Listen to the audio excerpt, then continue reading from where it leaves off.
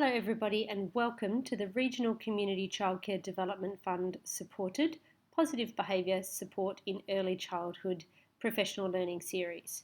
This is Phase 3, Module 3, using highly intensive individual support planning, using a prevent, teach, reinforce structure for young children, and how this can be used for children at risk of exclusion from the service.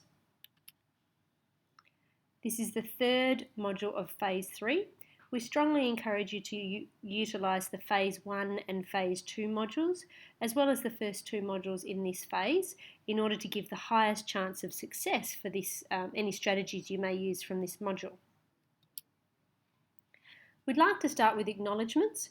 We're very grateful for the Centre on the Social and Emotional Foundations for Early Learning and the Centre for Evidence-Based Practices for Young Children with Challenging Behaviour. You can see both of their websites there, for the wonderful resources that they continue to make and share generously to support early childhood educators.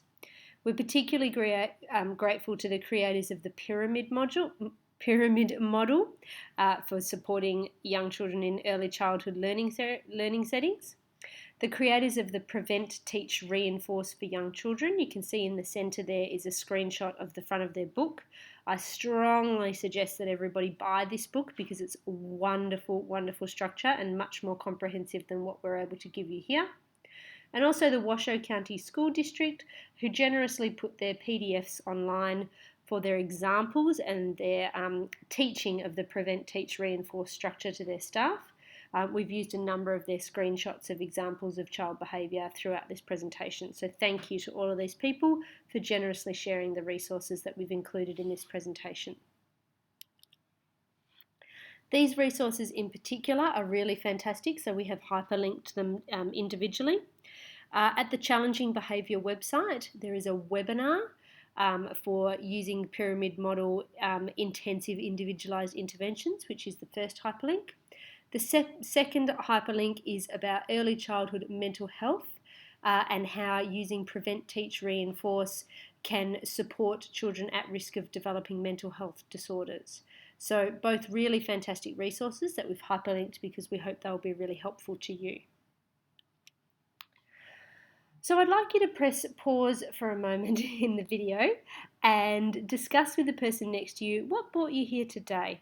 What were you hoping to learn from this module about challenging behaviour and about how we support children with challenging behaviour? So press pause on the video now and talk to the person next to you for about 5 minutes.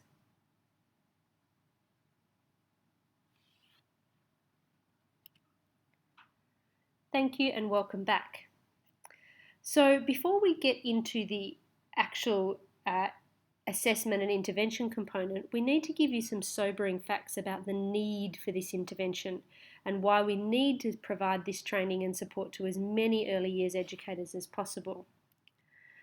The first is that around about 9 to 13% of American kids and adolescents between 9 to 17 have serious emotional or behavioural disorders which result in substantial to extreme impairment.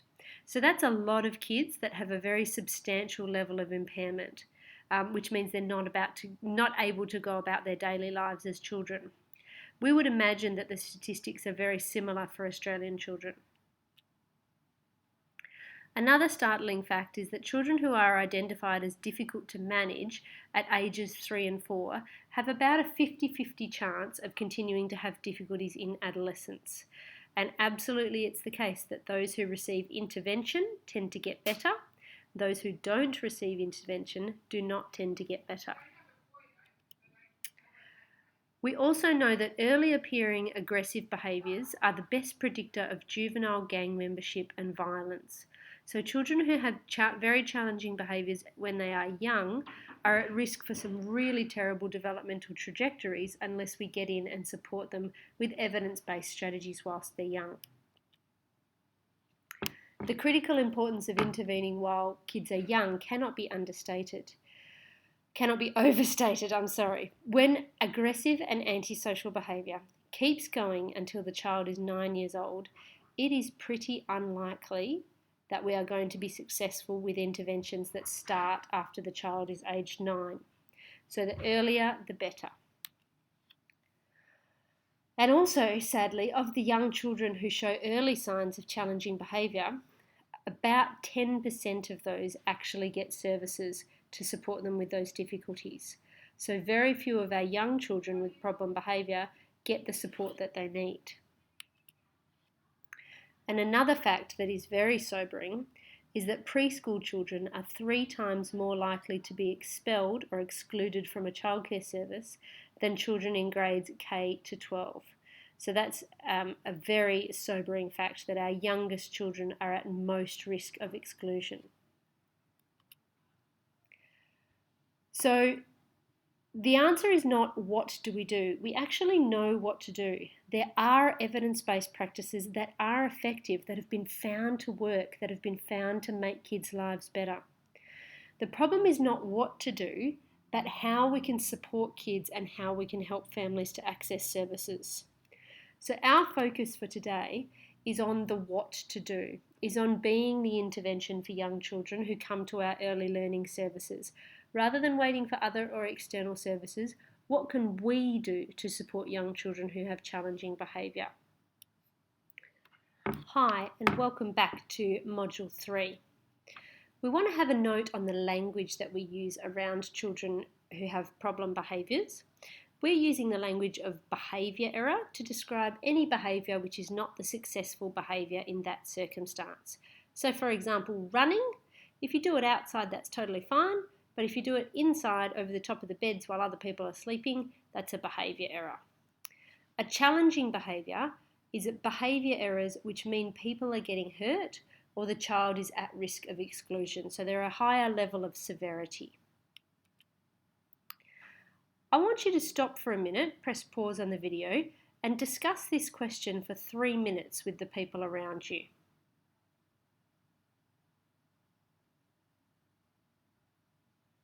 Behaviour errors get a significant emotional response out of us.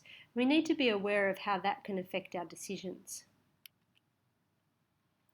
Some examples of challenging behaviours: physical or verbal aggression, non-compliance or defiance, self-injury, doing things like screaming or stereotypic behaviour, breaking things, or withdrawal from social situations can all be challenging behaviours. Challenging behaviours might result in self-injury, or it might result in other people getting hurt, can result in things in the physical environment getting broken or damaged, but they interfere with learning new skills, and they also cause the child to be really socially isolated. So they cause damage not just in the time when they're occurring, but also in the future development of skills for that child. And serious problem behaviours tend not to get better by themselves. Serious problem behaviours, if not intervened with, progress through a really predictable course of ever escalating challenging behaviours in many cases. So this is our prevalence pyramid. We want to start our energies on what can we do for all children to help all children be more socially and behaviourally successful. Then we want to add interventions for somewhere between 5 and 15% of children who need a bit of extra support to be successful. What we're focused on today is the 1 to 10% of children who have really persistent challenges who require focused interventions for them to be successful. And we do have the technology. This is a very hopeful and positive place to be coming from. We have evidence-based practices that we know work to help kids be more successful. We know that earlier is better. We know that supporting parents matters because they don't always know what to do to help their child either. We know that high quality early years environments are absolutely key to the success of these interventions. We know that a comprehensive approach where everybody is involved in supporting this child is required, and we know that effective behaviour support does make a difference.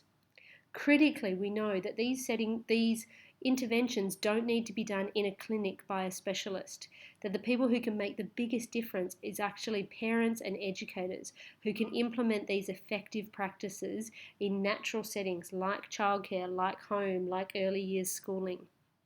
So we have the power to make these positive changes for our young children. The structure that we will be strongly commending to you, and I say again, I really recommend you buy this book because it's absolutely fantastic, is the prevent, teach, reinforce structure specifically for young children, which is the early childhood model of individualised positive behaviour support. We are at the Tier 3 part of positive behaviour support, so what we do for individual children. For these children, PBS, or positive behaviour support, is a problem-solving approach. So some of the questions we seek to answer is, what is the problem behaviour? Why is it occurring, using a technology called functional assessment of behaviour? And then our focus is on what can we do as the adults to prevent the problem from happening in the first place, to teach the child an alternative behaviour, teach them a different way to get their needs met, and then reinforce the new behaviour so that the child gets their needs met more efficiently. These will be our guiding questions as we go through the rest of the session. So I want you to just pause the video for a minute and reflect on this question with the people around you.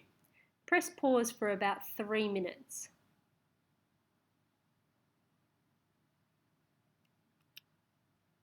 All right. We're going to share with you some belief statements which you may want to write on the first page of your handout. The first belief statement is that all behaviour is the person's best attempt to get their needs met. So all behaviour exists because the person is trying to get their needs met in a way that is effective for them. Might not be terribly effective for us, might not be a very pro-social behaviour, but it's their best go at getting their needs met. Another belief statement about why children make behaviour errors is that they either do it because it's a skill deficit, they don't know what to do or when to do the right behaviour. So this is very common in early childhood. Kids just don't know that when you go into the library you need to use a quiet voice, or kids just don't know that when you're on the veranda you need to walk, but when you're in the playground you're allowed to run. We need to teach them. Or kids don't really understand why they need to do what we're asking them to do. So someone who can see their friends playing on the oval on the other side of the veranda, they might know that they need to walk on the veranda, but oh gee, it just feels a little bit faster if I run. So they need more teaching and reinforcement to understand the importance of doing the behaviours that we ask them to do. Some other assumptions about behaviour is that behaviour has a message often. Behaviour is frequently a form of communication, particularly for people, perhaps people with disability or perhaps young children who don't have the verbal skills to explain their needs to us with words. Often their behaviour will be communicating some sort of a message. Another assumption is that kids often use challenging behaviour when they don't have the social skills or they don't have the communication skills they need to go about getting their needs met a better way. So this is very frequently the case for children who have behaviour that seems a real affront. It's very often they just don't have the skills to do what they should do instead. Okay, so this diagram is the foundation for our understanding about behaviour using a functional behaviour assessment approach. And that is that all behaviour is either to get something or to escape or avoid something.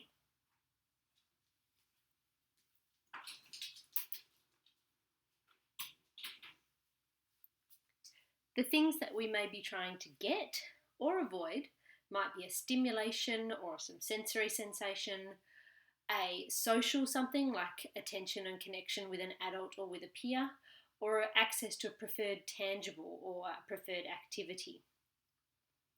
Technically, the getting something is positive reinforcement, and the getting away from something or the escaping is negative reinforcement.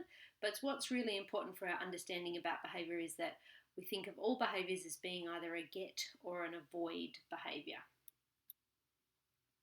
So I now have a video. I want you to keep that chart in front of you, which is on page 2 of your handout. And I want you to form a hypothesis or a best guess about what is the function of this behaviour. Is it a get behaviour or is it an avoid behaviour?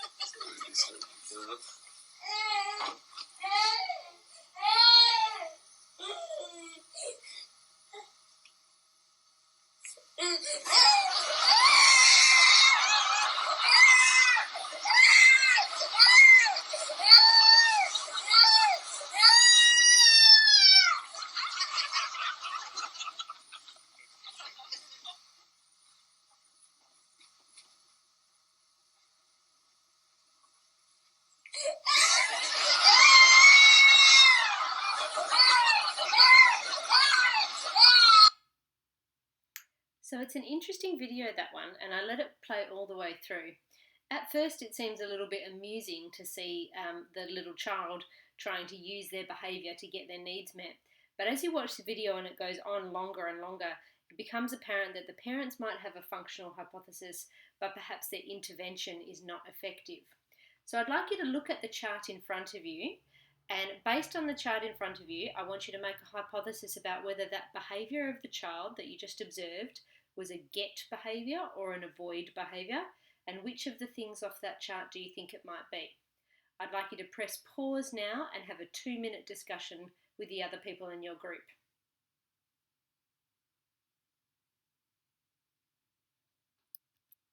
Okay, so hopefully you've had a discussion about that behaviour, and if your assessment was that you think it might be a get behaviour and you think it might be about attention or connection, in this case particularly with adults, I think you're probably correct.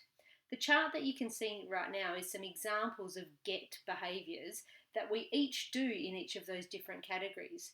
You can see that many things we do are to try and get some internal or sensory stimulation, to get some social connection, which by the way is no bad thing. It's a really deep and fundamental human need to need that connection with others. We often have negative connotations about kids doing things to get attention, but it's as fundamental a need as oxygen is. Or we might do things to get access to a preferred activity or a preferred object.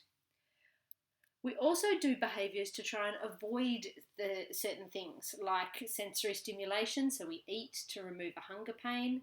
We do things to avoid attention or social interaction or connection at different times. And we do things to avoid doing particular activities we might not want to do or particular objects or things.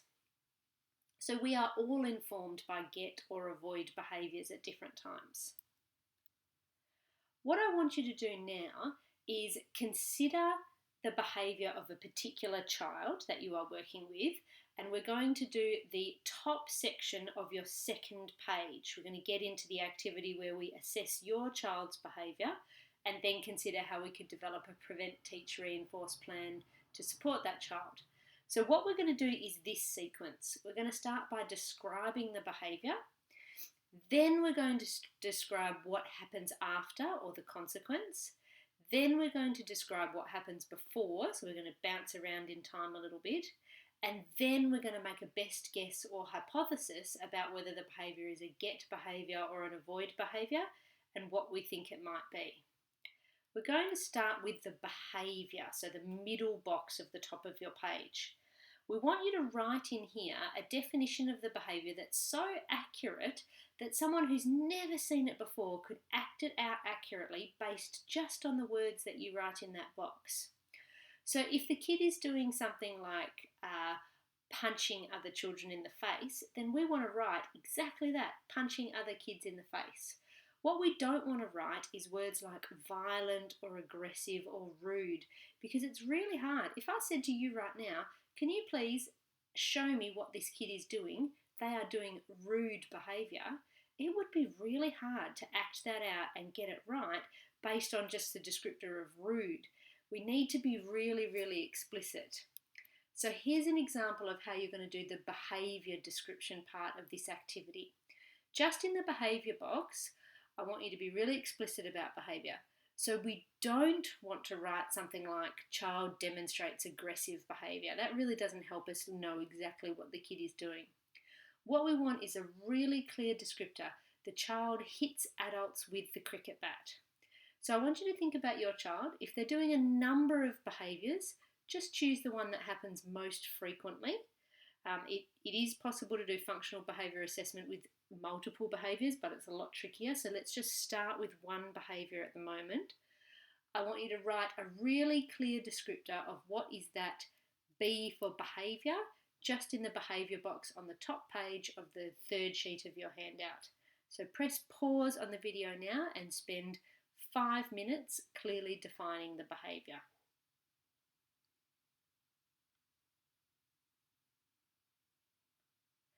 Welcome back. Hopefully you have your behaviour definition and they are really clear and explicit examples, like this better example. I'm going to show you a quick example. This is a a made-up student called Joel, and I'm very grateful to the Washoe County School District for sharing their Prevent, Teach, Reinforce resources on the internet so that I could use this example. Joel had a whole heap of behaviours that were problems. He was hitting, not following directions, taking toys. They chose just one as their target behaviour, so that was hitting teachers and peers. And how they wrote their behaviour description, they've called it an operational definition, but they've written Joel will hit teacher and peers, usually with an open hand. That is a beautiful, clear description that goes in that B for behaviour box. That really allows us to understand exactly what that kid is doing. If I said to you, could you mime for me that behaviour? You could all do it and get a really accurate example of what that behaviour looks like from the information they've provided. So hopefully your B for behaviour is looking really clear so we can see exactly what the child is doing that's the problem behaviour. It can be useful to get a bit of a guesstimate of how frequently the child is doing the problem behaviour.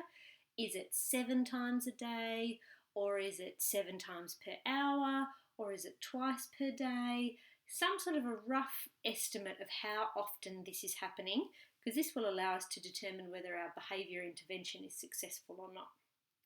So that's the B for behaviour. The next thing that we want to write down is the C for consequence. Consequence doesn't mean the punishment that we give on the basis of that behaviour. It means the what happens after that behaviour. What we often miss as adults is the thing that happens right after the behaviour. So we will think, the child has hit someone, for example, and we might think of the consequences being that the educator goes over and talks to that child. However, what we might miss is the thing that happens the very first second after they do that problem behaviour, and then the 5 seconds after that, and then 5 seconds after that. So I want you to consider the consequence sequence of what happens after your child engages in the problem behaviour, and go for the very first second after they've done that problem behaviour, and then what happens, and then what happens, and then what happens. Press pause on the video now and spend 5 minutes with your partner defining what is the consequence, what happens after the problem behaviour. Press pause now.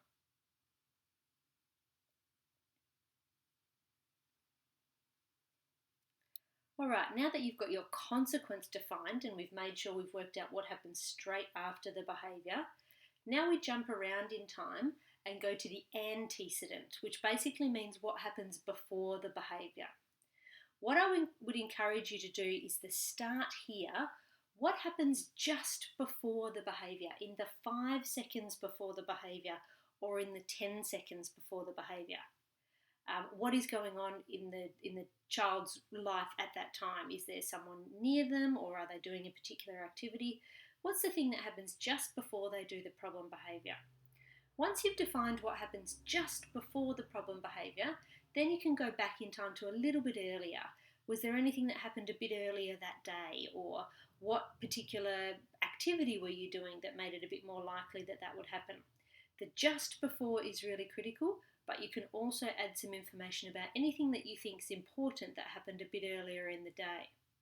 So I want you to press pause on the video here and spend 5 minutes with your partner discussing what are the antecedent factors, what happens before your child engages in the problem behaviour. Press pause now.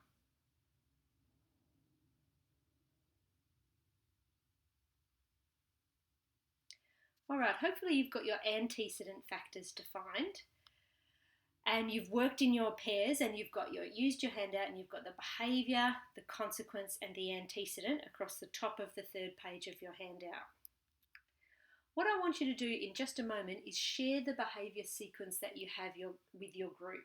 So you're going to read out a sentence that sounds a bit like this: when, and then read the antecedent factor, then the child's name, or you can call them child X if you want to, does the behaviour, so then you read out the behaviour box, and then you read out the consequence box. So I'd like you to press pause on the video now and go around the group that you're with and each share your behaviour sequence with the group. Press pause now.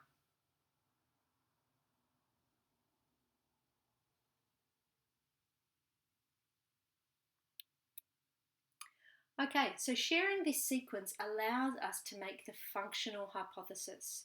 So remember Joel, that we had the example of earlier, who was hitting peers and teachers usually with an open hand? This is what the sequence looks like for him. When Joel is asked to participate in the arrival activities, then he'll begin hitting peers or adults. That's the problem behaviour. As a result, he gets reprimands, redirects, and talking about what happened or restating the rules.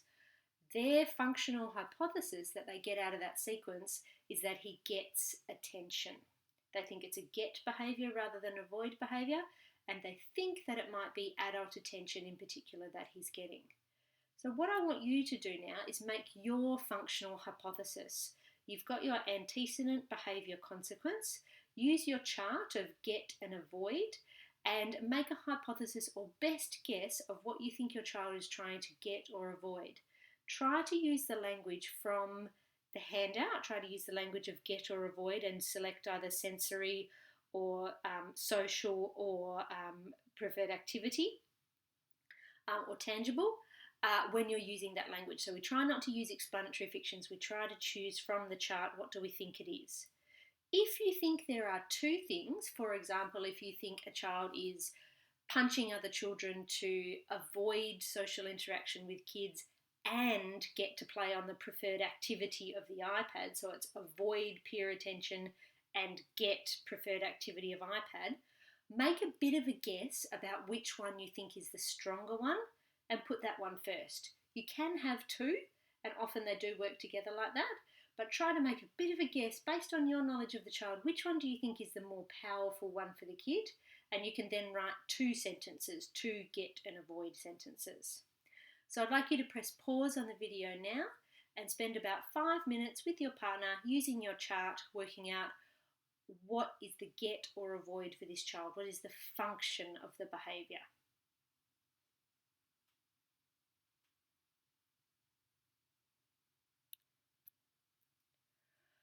Okay, once you've done that activity of using the sequence in front of you and developing a best guess about what need the child is trying to get met, you have basically completed a functional behaviour assessment. You have a functional hypothesis about why is this child engaging in this behaviour? What is the need they are trying to meet with their behaviour? The next video will be about what can we do to support that child to get their needs met in a way that works better for them but also for everybody else. So how can we replace the behaviour that still allows them to get their needs met? That's functional behaviour assessment. All behaviour is the person's best attempt to get their needs met. We really need to keep that central in our thinking. So this is where this video is going to end.